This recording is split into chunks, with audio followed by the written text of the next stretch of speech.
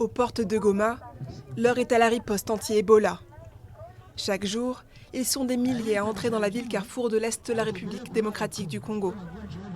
C'est par ce poste de contrôle sanitaire que le premier cas d'Ebola enregistré en ville a voyagé, avant de décéder quelques jours plus tard lors de son transfert à Butembo. Située à la frontière avec le Rwanda, Goma est la plus grande zone urbaine touchée par le virus. Face au risque de propagation, les voyageurs sont inquiets. J'ai très peur d'Ebola. C'est une maladie dangereuse qui tue. On demande aux gens de se laver les mains. L'épidémie d'Ebola qui a éclaté dans l'est du pays il y a environ un an a fait plus de 1700 morts. Suite au cas de Goma, l'OMS a décidé d'élever la fièvre hémorragique au rang d'urgence sanitaire mondiale. Lavage des mains à l'eau chlorée, prise de température, les mesures de prévention continuent d'être suivies dans la région. Dans la localité de Saké, près de Goma, la lutte contre Ebola passe aussi par l'église.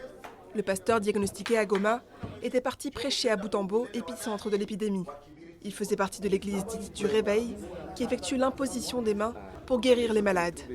Une pratique qui favorise la transmission du virus, selon le ministère de la Santé. Au lieu de les toucher, vous priez sans mettre les mains sur leur tête. Et nous avons quand même respecté parce que c'est la voix qui vient de l'hiérarchie. Autre défi pour la riposte, la forte densité de la population. La province du Nord Kivu est une région où les populations se déplacent beaucoup. Kambale a fait 24 heures de route depuis Butembo, à bord d'un bus bondé. On se serrait, on arrive, état fatigué, tout ça. Alors, il y a toujours des contacts, c'est sûr. On ne peut pas vraiment, il n'y a pas moyen même d'éviter ces contacts-là. Pour l'heure, l'OMS ne souhaite pas fermer les frontières et les routes, dans cette région où les échanges et le commerce sont vitaux.